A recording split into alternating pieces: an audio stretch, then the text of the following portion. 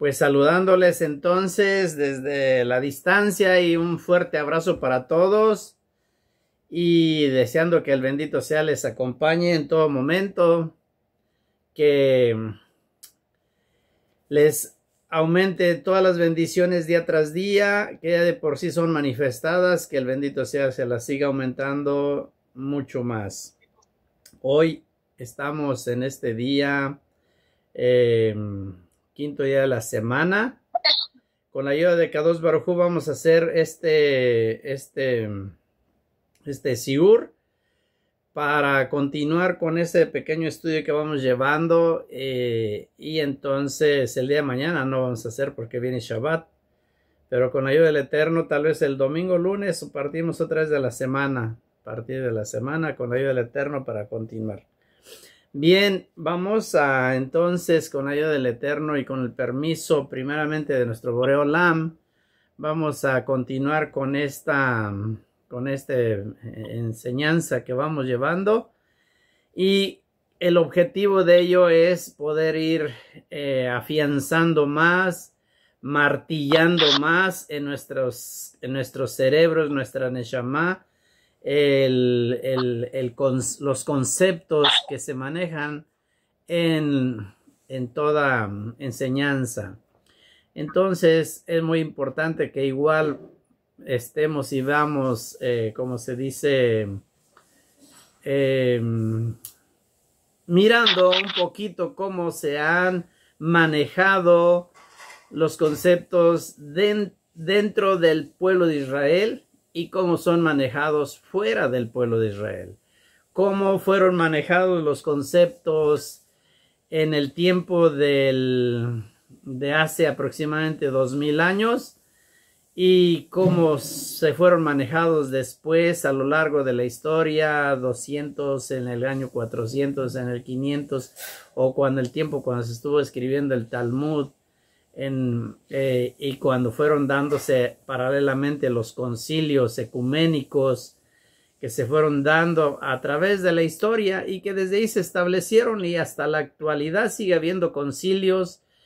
Alguna vez estaba leyendo, pero no recuerdo el número de concilios que van, pero habla de alrededor de, no sé, 2000, como unos cerca de 3000 concilios, creo, que ha habido de la iglesia que se consideró universal por ellos mismos, por el emperador y por el papado igual. Bueno, se denominaron o se autodenominaron como universales y absolutos.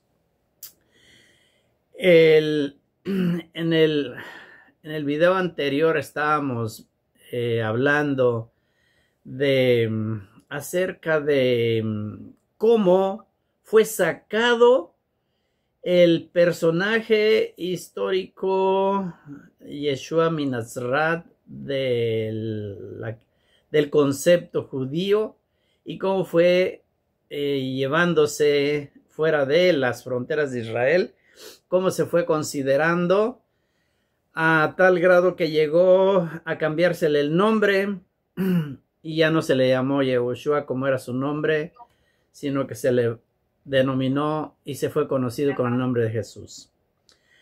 Más adelante, si el Eterno lo permite, vamos a mostrar las diferencias tan clarísimas por las cuales yo, en lo personal, a mí no me gusta casi ni llamarle del nombre de Jesús cuando se habla y cuando lo dicen las personas, y lo digo con respeto. Y luego con respeto para las personas, porque no es con la intención de ofender ni nada, sino más bien me siento más cómodo hablarlo y decirlo en su nombre original hebreo.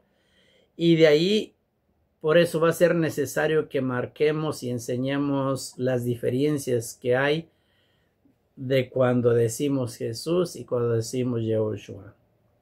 ¿Sí?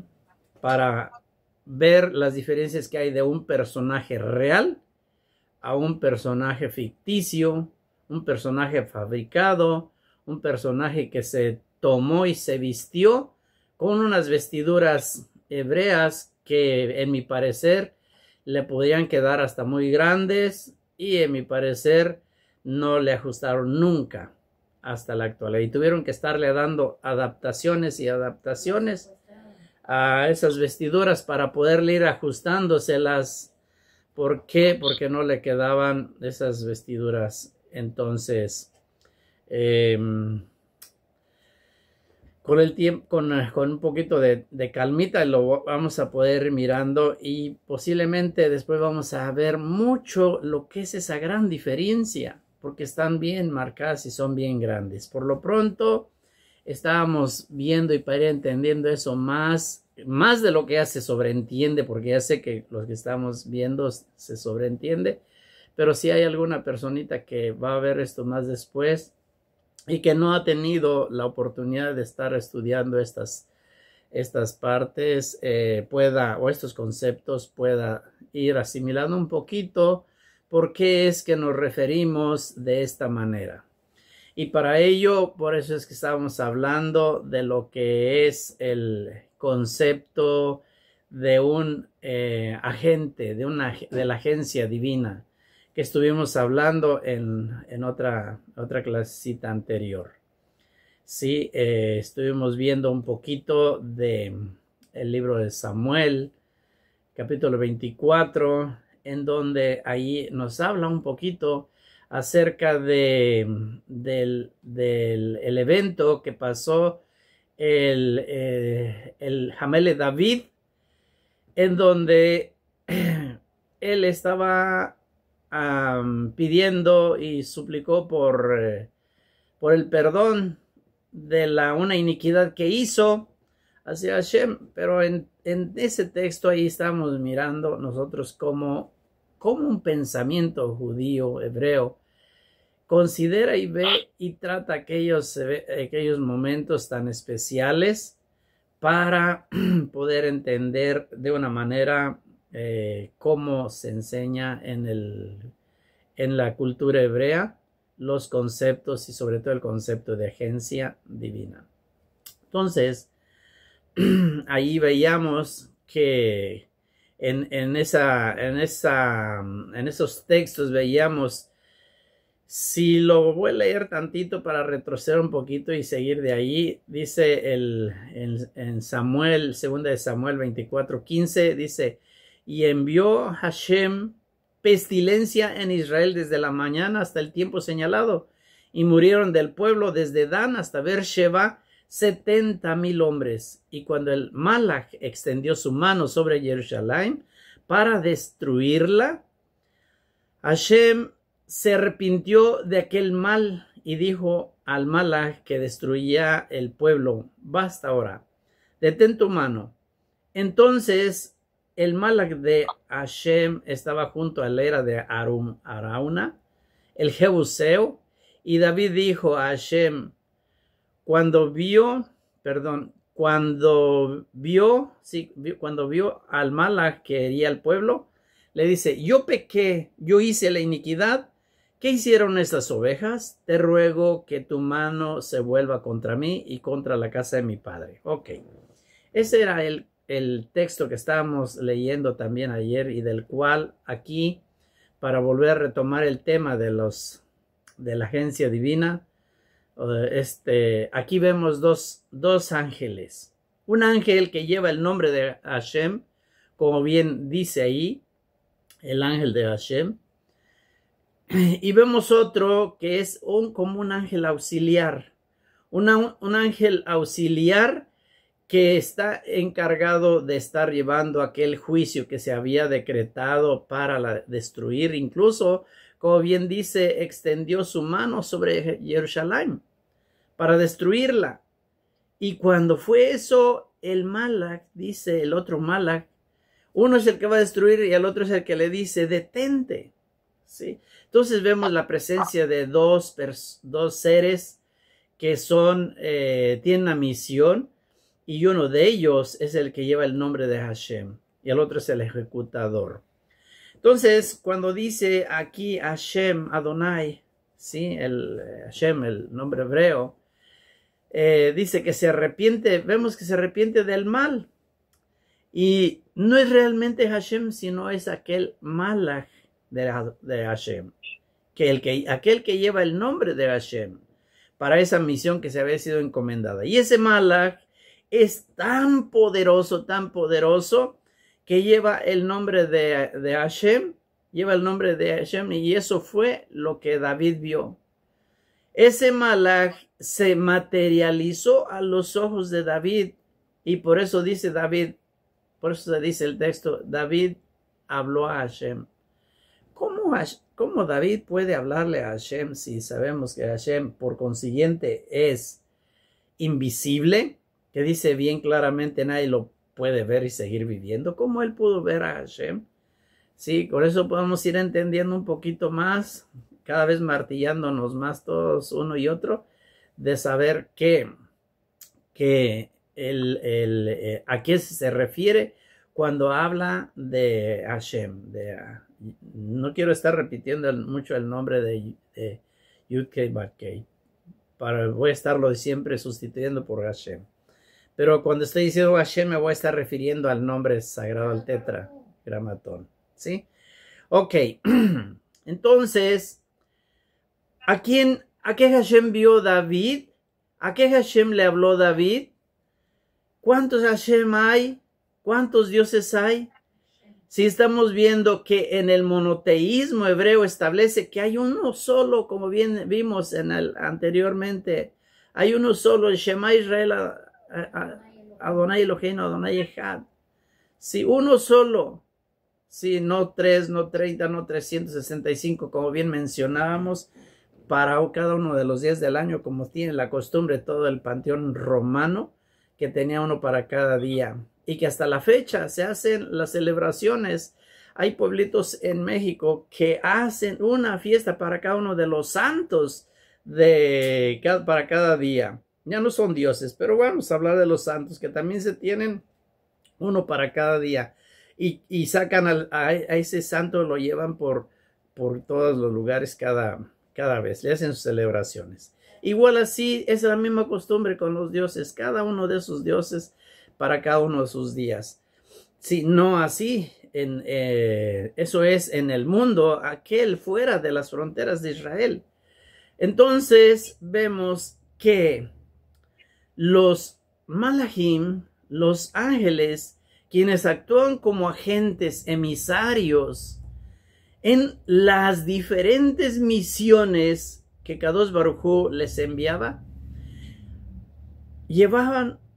algunos de ellos muchas veces llevaban el nombre de Hashem, y siendo vistos como una extensión misma de Hashem. Sí, obviamente no ontológica, no una extensión ontológica, sino una extensión jurídica, como bien enseñan los sabios.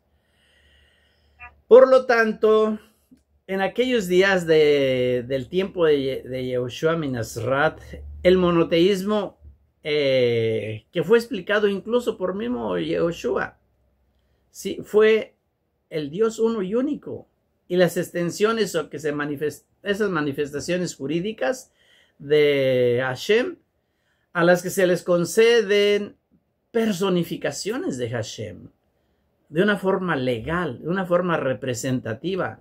Pero no podemos confundir entonces el enviado con el enviador, porque aunque les une la misión, los separa la inmensidad de lo que se conoce como la divinidad, la eternidad, la inmortalidad, que esos solamente son atributos de Kadosh Baruj Hu, el Eloah uno y único. Solamente para Kadosh Baruj Hu son atributos esos, la divinidad, la eternidad, la inmortalidad, pero no para los demás, ¿sí? Ahora, tan profundo es este principio que ya vimos, ¿sí?, en los días de Yehoshua ben Nazrat, aquella narrativa teológica en la que en el libro ¿cómo se llama?, de Juan, el capítulo 14, 8, 10, ahí hay una narración en la cual el seguidor de Yehoshua, Felipe, con el nombre Felipe, Dice, muéstranos al Padre y nos basta. ¿Cuál fue aquella respuesta que Yeshua le dice? Le dice, tanto tiempo hace, Felipe, que estoy contigo y vienes ahora con esa afirmación. ¿No te has dado cuenta que quien me ha visto a mí ha visto al Padre? Y ese texto, créanme que es un texto que se agarran con uñas y, ¿cómo se dice? Uñas y pies y dientes y todo.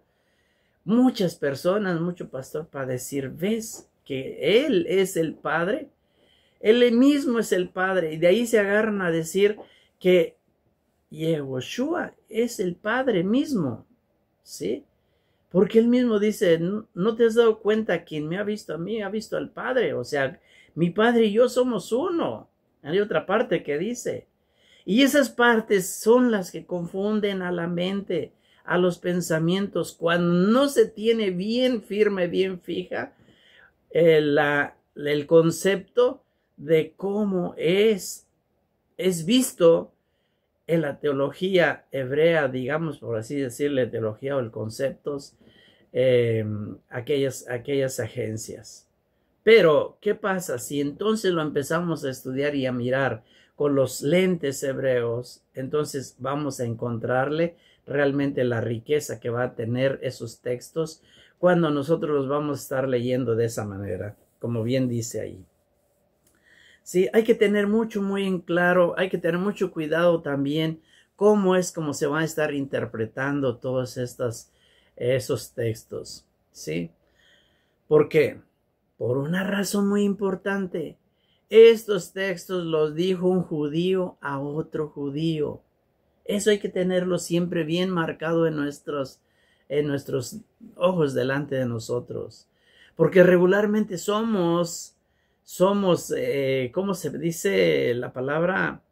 Que tendemos a inmediatamente sacarlos y colocarlos en el pensamiento y la cultura del siglo XXI y la cultura del occidente, en donde se ha dejado una marca muy fuerte a través de los siglos y los siglos, en los cuales la gente es otra cosa, ¿sí? Entonces, eso, si lo vamos martillando cada vez más, vamos a ir encontrando todas esa riqueza en todas esas enseñanzas, ¿sí? Ahora, cuando dice que nadie dice quien me ha visto a mí, ha visto al Padre, ¿sí? Yeshua se iguala al Padre, ¿sí? ¿Podemos afirmar eso? ¿Que se está igualando al Padre? Yeshua era un agente. El último, podemos decir así, podemos mencionar que era el último representante de Dios en la historia de Israel. ¿Quiénes eran representantes de Kadosh Baruj Hu? Los mismos profetas, los mismos reyes, incluso el Cohen Gadol, representantes de Dios en la tierra. Así como vienen luego los Malachim, que son también representantes de Dios. Podemos decir que Yehoshua era uno de los últimos representantes de Dios en la tierra de Israel y posiblemente y de la humanidad también. Entonces, verlo a él, a Yeshua, es ver jurídicamente al mismo Dios. Y no estamos viendo a Dios, pero estamos jurídicamente viendo a Dios. Por eso, cuando ese agente representante actúa en nombre de Kadosh Baruj Hu, este puede también llevar su nombre, y por eso es que dice, te portas bien porque él lleva mi nombre y él no va a tener piedad de ustedes, como le dijo a Moshe cuando iban en el desierto. Él va a portar mi nombre. Muchas veces puede el Malach, ese representante, llevar el nombre sagrado, el nombre el tetragramatón, el nombre de Hashem. Así leemos en el texto hebreo que, por ejemplo, en Sodoma Hashem envió fuego, sí, así vemos vemos esa lectura, que Hashem envió fuego de Hashem. Si nosotros leemos esa parte, vamos a encontrar así que dice que Hashem envió fuego de Hashem. ¿Cómo puede ser que Hashem envíe fuego de Hashem? Pues entonces, ¿cuántos Hashem hay? ¿Qué significa que hay dos? Volvemos otra vez al mismo ejemplo anterior. ¿Dos eternos? Claro que no. Claro que no. ¿Qué significa que en ese representante legal que estaba ahí en la tierra para cumplir aquel juicio que Kadosh Baruj Hu había decretado? Solamente que lo va a llevar a cabo un representante que va a llevar su nombre, y uno de ellos es el que va a enviar el fuego. ¿Sí? Aunque en ese caso ahí pareciera que van dos con el nombre sagrado, incluso. ¿Sí? Ahora, ahí es donde reposa una autoridad divina. Ahí expresa en uno de los nombres de Dios que están ahí para ejercer aquella misión. Eso mismo nosotros vamos a encontrarnos en Zacarías 3. Sí, el Zacarías 3, cuando estaba el sumo sacerdote, el Cohen Gadol, Yehoshua, ¿sí? Y que nos habla ahí y dice el texto, ya lo quité, hace un rato lo estaba leyendo, dice que por un lado estaba ¿cómo se dice? El mala de Hashem. Y por otro lado estaba Hasatán. Eso lo vamos a ver ahorita más adelantito. Pero quiero decir aquí en Zacarías, si vamos a ir llevando esa comprensión de que recordamos que Yud-Heh-Vah-Heh es el nombre propio, ¿sí? El nombre propio de Dios, Hashem, que para referirnos a Dios, a muchas veces traducido también como Elohim y Señor, o como Adonai también, ¿sí? Para no estar pronunciando su nombre, ¿sí? En esa pronunciación. Entonces, en Zacarías 3, dice que Hashem estaba al lado del sumo sacerdote Yehoshua. Y al otro lado del sumo sacerdote se encontraba Hasatán. Y luego que tengan chance lo leen y dice, y llega un momento en que le dice Hashem, el que está al lado del sacerdote, le dice a Satanás, que Hashem te reprenda. Y entonces podemos decir, ¿cómo Hashem le dice a Satán que Hashem te reprenda? Si él es Hashem, ¿por qué no lo reprende él mismo? ¿Sí me explico? ¿Cómo va a necesitar que Yud-Heh-Vah-Heh vaya a reprender a Satanás si él mismo fuese? Eso es entonces, lógicamente, que este Yud-Heh-Vah-Heh no es Hashem o no es Dios, sino que es un malach, ¿sí? Un malach, un ángel que va a llevar su nombre y que está en una representación suya. Y al decir que Hashem te reprende significa que él mismo asimismo es una extensión de Hashem. Entonces, en el monoteísmo bíblico vamos a encontrarnos con afirmaciones así, como estas, muy tremendas. Y a veces esos emisarios de Hashem reciben el nombre de Memra, que es traducido como Dabar también, o que es traducido como, el Dabar pues se traduce como palabra, ¿sí? Es un término que se tradujo después al griego como logos, que lo vamos a ver ahí también porque se tradujo como logos. Y esa es precisamente la palabra de Hashem.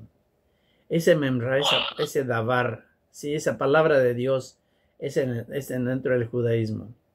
Entonces, analizando un poco más, un emisario es el Dabar de Dios en acción. Podemos así ir definiendo un poquito. Es el Dabar de Dios en acción. Es una extensión de aquella palabra de Dios porque lleva, además la conoce y además va con él mismo. Entonces, en el monoteísmo escuchamos expresiones allá también como vino la palabra de Dios o la palabra hizo esto. Ahora, ¿cómo vamos a tomar todo eso? ¿Cómo vamos a tomar esa palabra, ese memra? O lo vamos a ver como en la traducción griega a decir el logos. Ese es el asunto que Dios transmitió al emisario. Es aquella palabra, es aquel dabar que significa el asunto que Dios le confió a aquel emisario. Entonces, lógicamente, la palabra misma va a estar codificando el pensamiento de Kadosh Baruj Hu. La idea, el mensaje de Dios, es decir que cuando la palabra, el dabar de Dios es colocada en la boca de un profeta o un emisario, ese emisario se va a convertir en la palabra de Kadosh Baruj Hu. ¿Sí? ¿Por qué? Porque la lleva a esa palabra, porque le representa. Y finalmente, cuando ese propósito que Dios le entregó a ese emisario se cumple, entonces hay una expresión que vamos a encontrar siempre en la escritura que dice: la palabra se volvió, el mismo templo, el Mishkan, la palabra se volvió, a mí no me gusta decir la palabra tabernáculo, pero mejor digo, se convirtió en Mishkan. También otra expresión que dice: la palabra se hizo carne, la palabra se cumplió, en otras palabras. La palabra que quiere decir que no cayó en tierra, que no fue, que está bien. Así podemos humanamente, muchas veces decimos, podemos compararlo con esto. Cuando decimos, nuestro sueño se hizo realidad. O sea, ¿qué es lo que queremos decir con eso? Cuando nosotros vemos que algo se ha concretado, algo que estábamos deseando se realizó y fue hecho, lo que teníamos en nuestra mente se hizo realidad, entonces decimos, nuestro sueño se hizo realidad, aquel deseo. Cuando contamos nuestros sueños a otra persona, le estamos transmitiendo el sueño a la otra persona. Antes de compartir la idea, ¿en dónde estaba esa idea? ¿Dónde se encontraba esa idea? Esa idea se encontraba dentro de nosotros, si todavía no la compartimos. Pero una vez que se transmitió, entonces ya no la tenemos nosotros. Esa idea la tiene ya compartida. La compartimos con la otra persona. O sea, le vamos a estar pasando el sueño a la otra persona. Así, cuando en el libro de Juan leemos el verbo, porque así se ha traducido, el verbo se hizo carne, entonces si lo interpretamos indicadamente, entonces vamos a encontrar una riqueza. Pero si nosotros lo vamos a interpretar con el pensamiento griego, nos va a llevar a otro lado. Entonces, debemos siempre estar teniendo ese cuidado ahí con ello. Ese mismo concepto en la mente hebrea, el davar, el memra, el logos en el griego, la palabra en español, digamos así, que así se ha traducido, no es más que un sinónimo de la presencia divina, pero no un sustituto de Dios para nada, como se confunde luego la mente. No es algo diferente de Dios, como si la palabra fuese algo separado de Dios. Por ejemplo, en los profetas está escrito: envió su palabra y lo sanó. Una frasecita muy pequeña. Quiere decir que su presencia, su memra, su malaj incluso, o el emisario que llevaba la palabra encomendada para traer sanidad, lo sanó en nombre de Dios. En nombre de Dios. Y así vamos a encontrar, por ejemplo, en el Salmo 174, en el verso 7. Se relaciona ahí la palabra de Dios con el mismo templo, con la presencia de Dios. El ángel de Dios envía para supervisar el templo. Dice la escritura, prendieron fuego a tu santuario donde habita tu palabra. ¿Quién es ahí la palabra? Donde habita tu palabra. ¿Quién es ahí la palabra? Es el Malaj que Kadosh Baruj Hu envía para cuidar los asuntos que allí se estaban dando. Eso es. Cualquier persona puede comprobar en muchas traducciones que se han hecho para ver cómo los traductores hacen un esfuerzo muy fuerte, muy grande para poder, para ver cómo pueden traducir. Y entonces traducen de muchas maneras. Prendieron fuego a tu santuario, al lugar donde tú habitas, por ejemplo. Otra dice, prendieron fuego al santuario de tu nombre. Otras dice, prendieron fuego a tu santuario dedicado a tu nombre. Pero simplemente el texto hebreo no está complicado y no se está haciendo esos esfuerzos tan grandes, porque el texto hebreo simplemente dice, profanaron el templo donde habita tu palabra. Así está el texto hebreo, claramente así. Entonces, la palabra, ¿qué es? La palabra representa la presencia divina, que estaba jurídicamente, esa palabra es muy importante que la tengamos jurídicamente en aquel Malaj que estaba asignado al templo. Por lo tanto, por ese mismo principio, la palabra y Hashem vienen siendo ¿cómo se dice? Sinónimos. Vienen siendo sinónimos no porque son o sean dos entidades diferentes, sino porque la palabra es la personificación de la presencia divina. Para el monoteísmo hebreo, la palabra, el davar, que es una expresión, la expresión del Eterno, que está siempre presente en él, y que es una extensión de su misma voluntad, cuando es dada a un representante, ya sea que sea celestial o sea terrenal, como en el caso de los profetas, ese representante se vuelve davar, así simplemente, se vuelve davar, se vuelve palabra. O sea, lleva la palabra, revela la presencia de Kadosh Baruj Hu donde quiera que vaya, pues el nombre de Hashem está en aquel emisario. Por eso hay que tener mucho cuidado cómo se interpreta lo que es el monoteísmo que existía en los días de Yehoshua. Esos emisarios celestiales jugaron un papel trascendental en la economía divina, digamos, desde la creación hasta los días de Yehoshua. Tenemos un dato muy importante con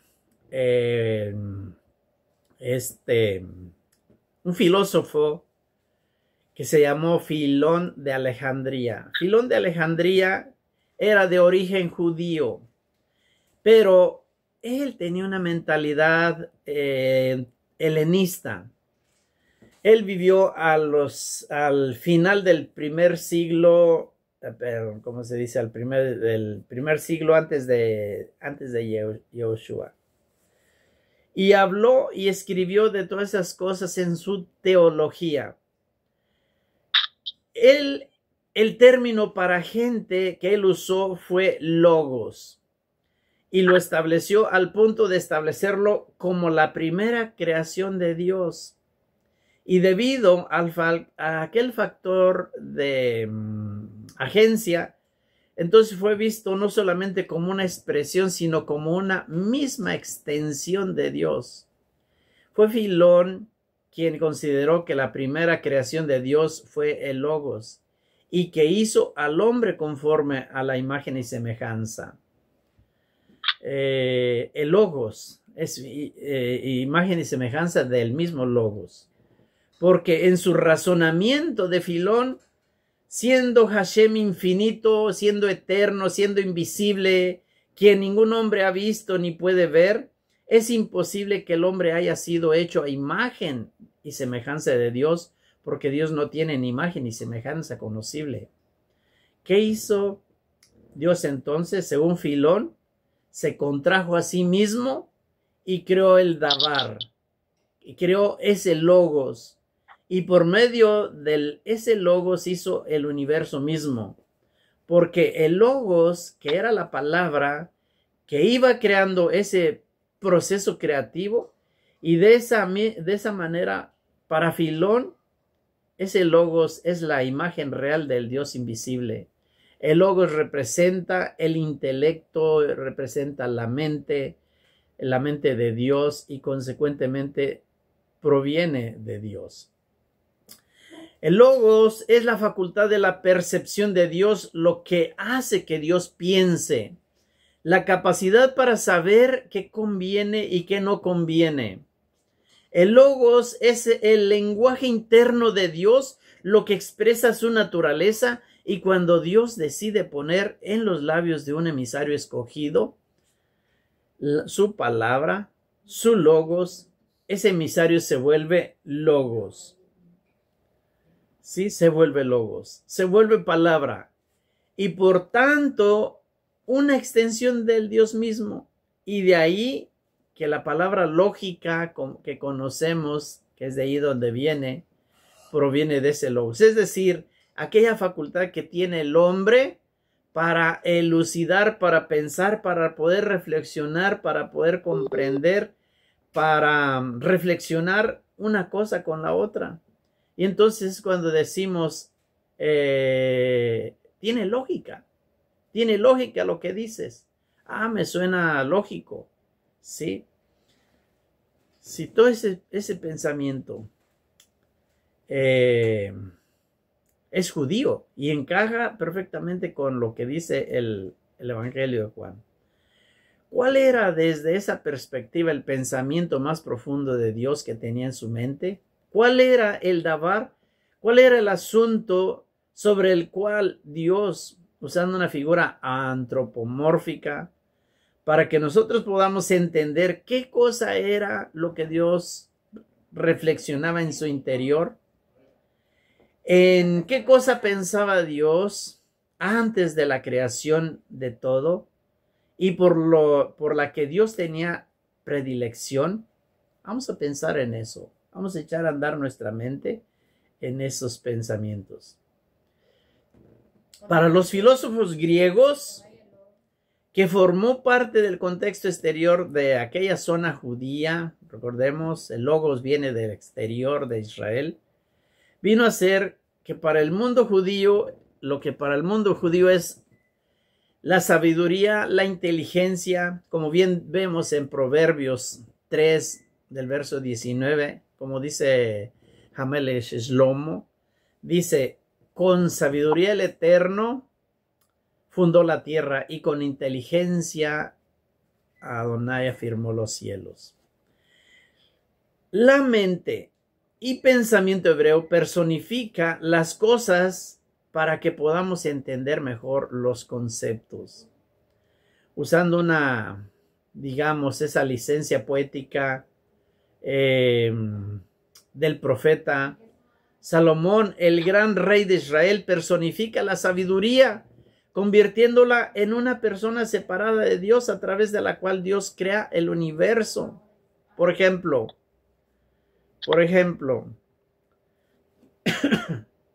hablando de que en el mundo filosófico es logos. En Proverbios capítulo 8 dice, desde el principio el Eterno me poseía. Desde antes de que empezara su obra, desde el principio mismo, fui establecido. Desde antes de que la tierra existiera, fui engendrada. Antes de los abismos, antes de que existiesen los grandes manantiales, dice, fui engendrada antes de que se formaran los montes y las colinas. Aún no había creado la tierra, ni los campos, ni los primeros granos de arena del mundo. Yo ya estaba ahí. Mientras él formaba los cielos y trazaba el arco sobre la faz del abismo, mientras afirmaba las nubes en las alturas, mientras reforzaba mientras reforzaba las fuentes del abismo, mientras establecía los límites del mar para que las aguas no traspasen su cauce, mientras firmaba el fundamento de la tierra, dice, yo estaba a su lado, ordenándolo todo, danzando alegremente todos los días, disfrutando siempre de su presencia, regocijándome en la tierra, su creación, deleitándome con el género humano. Aquí Hamelech Shlomo, en esos proverbios del capítulo 8, la personificación de la sabiduría no significa que en la mente del profeta hebreo existía una persona real llamada Jogma, sabiduría, o llamada Davar, como se tradujo como logos. Para muchos filósofos griegos es otra cosa. Sócrates, por ejemplo, afirmaba que en sus clases que la sabiduría, la Jogma, que es en hebreo, esa sabiduría afirmaba que es divina y que pertenece además, entre otras cosas, a los mismísimos dioses. La escuela de filosofía de los estoicos, que todavía incluso está activa en los días de los seguidores de Yeshua, la sabiduría fue vista no solamente como un atributo divino, sino que también pertenece al intelecto humano. Y así muchos vieron en la sabiduría no una personificación como hacían los profetas hebreos, sino como una diosa, una realidad existencial, ontológica. Mientras que en la mente hebrea la sabiduría no es algo que existe independiente de Dios, sino que es algo intrínseco de Dios, lógicamente solamente podemos recibir la naturaleza del intelecto y habilidad del pensamiento lógico, la habilidad de la sabiduría como un regalo de Dios, porque Dios es el único que tiene real sabiduría. Y por lo tanto es el único que Él puede darla, nadie más. Por eso dicen los libros hebreos que si alguno tiene falta de sabiduría, pídala a Kadosh Baruj Hu, que se la va a dar. Por eso todo está tan claro en la mente hebrea, pero no es así en la mente helenista, donde la sabiduría se relaciona con la divinidad siempre, como un intermediario entre Dios y los hombres. Por lo tanto, cuando estamos hablando del mundo no judío, algunos maestros no judíos relacionaron a Yeshua con la misma sabiduría, como una entidad separada de Dios. Mientras que en la mente hebrea, Yeshua y la sabiduría es una personificación, una extensión de Dios. Tal vez ese va a ser el núcleo que vamos a llevarnos ahí, de todo lo que estamos hablando. Por ejemplo, de Yeshua decía Rab Shaul, hablando del Mesías, dice, es poder de Dios y sabiduría de Dios. En Corintios 1:18, 1 Corintios. Pero no como una entidad separada, no como una consustancial e independiente de Dios. En ningún lugar, ni en Rab Shaul, ni en el resto de los estudiantes de Yeshua, que aunque personificaban a la sabiduría y la relacionaban con Yeshua, nunca hicieron a Yeshua la sabiduría misma. El profeta Isaías, hablando precisamente del Mesías, dice, Dios va a derramar sobre él espíritu de sabiduría. ¿Por qué? Tenemos tan clarísimo ese texto. Está clarísimo. Isaías 11:2. Espíritu de conocimiento espíritu de poder, espíritu de temor de Dios. Pero no dice que Yeshua sea la sabiduría como una existencia separada, independiente de Dios. Yeshua es la imagen de Dios y en él se revela el poder y sabiduría de Dios. Pero una cosa es ser la imagen y otra cosa es ser el cuerpo que proyecta. Es decir, la imagen misma que proyecta la imagen en la sustancia. El agente es la proyección. La teología de Rab Shaul, que no contradice a la teología de Yehoshua, tenemos una declaración teológica muy bonita que no se puede negar. Dice, en Yeshua, dice Rab Shaul, encontramos la revelación más extraordinaria y posible de la sabiduría de Dios, que puede ser revelada al ser humano.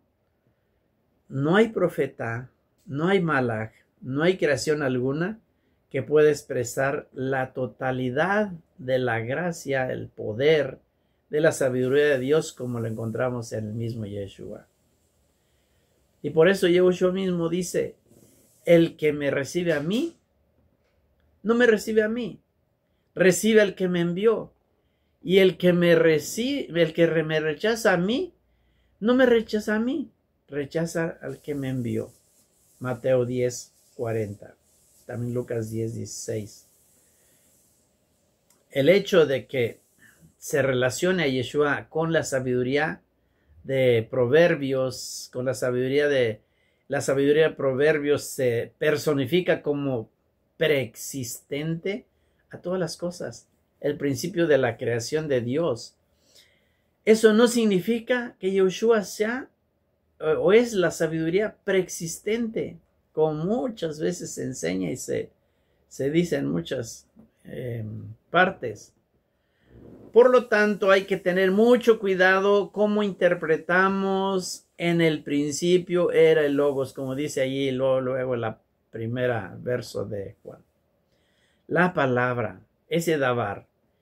Y que esa palabra se hizo, como bien dice, se encarnó, habitó entre nosotros. Hay que tener mucho cuidado al interpretar que Yeshua estaba al principio con Dios y que todas las cosas por medio de él fueron hechas y por él fueron, que por medio de él fueron hechas y por él fueron hechas. Además se dice, pues si tomas eso y lo sacas de su contexto hebreo original, que viene de la palabra davar, que viene de memra, vas a llegar a conclusiones totalmente diferentes a lo que quiso decir originalmente.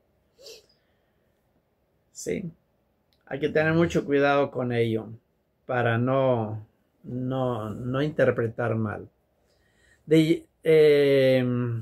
Para Yeshua y para su mamá, para el judaísmo en general, la Torá es la verdad de Dios y la sabiduría y la verdad de Dios se manifiestan en sus emisarios y de forma extraordinaria. Y al final en la misma persona del Mesías, que fue escogido entre muchos, Yehoshua. Y es por eso que dice en el Mesías, Dios derramó espíritu de conocimiento y de poder y de sabiduría. El espíritu del Adón estará continuamente sobre él y le dará sabiduría, inteligencia, prudencia, fuerza, conocimiento y temor a Dios. Isaías 11:2. Entonces, por lo tanto, cuando estemos tratando del asunto del monoteísmo, sobre todo, especialmente, tenemos que recordar que en el tiempo de Yehoshua había estas dos formas de tratar el monoteísmo. Y es por eso que ahora podemos comprender que los libros hebreos dicen que Dios, hablando en otros tiempos, a los patriarcas, a los profetas, en esos postreros días, no estaba hablando también por Yehoshua. Y esto nos pone en una posición donde hay que entender un asunto clarísimo que difiere totalmente del concepto griego. Y es el concepto hebreo de preexistencia. Y que con la ayuda del Eterno, si lo permite, en los siguientes clases vamos a ver si realmente preexistió Yeshua o preexistió el Mesías, o es Yeshua Dios. ¿Sí? ¿Es Yeshua Dios?